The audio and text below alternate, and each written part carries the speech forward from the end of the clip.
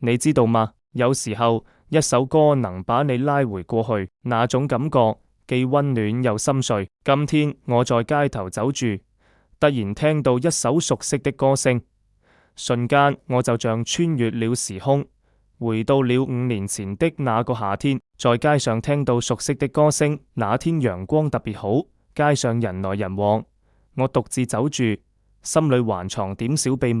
突然遠處傳來一陣熟悉的旋律，那是我們曾經一起聽過的歌，你知道嗎？那一瞬間，我的心跳竟然變快了。我站在原地，聽住那熟悉的歌聲，眼睛竟然濕潤了。5年前的點點滴滴，像電影一樣在腦海裏一幕幕浮現。我們曾經一起在這個街角手牽手，笑得那麼燦爛。那時候覺得一切都那麼美好，未來似乎一片光明。可是後來呢？時間拉開了距離，感情變淡了，我們都變了。你變得越來越忙，我變得越來越孤單，最後還是走到了分手這一步。那天分手的時候，眼淚都快掉下來。你越，我們還是走不下去了。我點點頭，心裏像被刀割一樣痛，獨自回憶過去。可是5年過去了，為什麼那首歌還是會讓我心疼？為什麼每次聽到它，我都忍不住回憶那些甜蜜和苦澀？其實分手後，我一直在想，到底是喜歡比較重要，還是適合比較重要？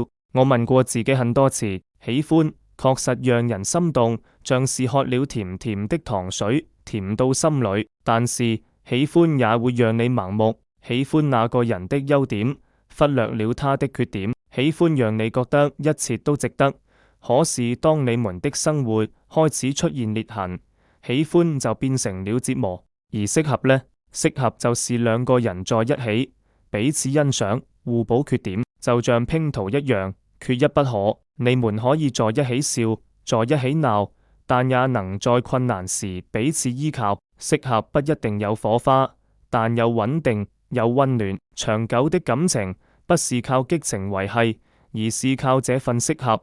我發現很多人都在喜歡和適合之間掙扎。喜歡讓你覺得甜蜜，但容易盲目；適合讓你覺得踏實，但可能缺少那點火花。其實我覺得理想的狀態是兩者兼得，既有喜歡的火焰，又有適合的溫暖。你知道嗎？我在街頭聽到那首歌的瞬間，心裏五味雜陳，那些美好的回憶像潮水一樣湧上心頭。可是我也明白了，過去的東西終究要放下。那段感情曾經很美，但已經成為過去式。我開始反思，是不是我還在留戀那個曾經的我們，還是我還沒遇過那個真正適合我的人？其實我想，分手不是結束，而是新的開始。它讓我更清楚自己想要什麼，也讓我學會了放手，繼續努力，未來一定美好。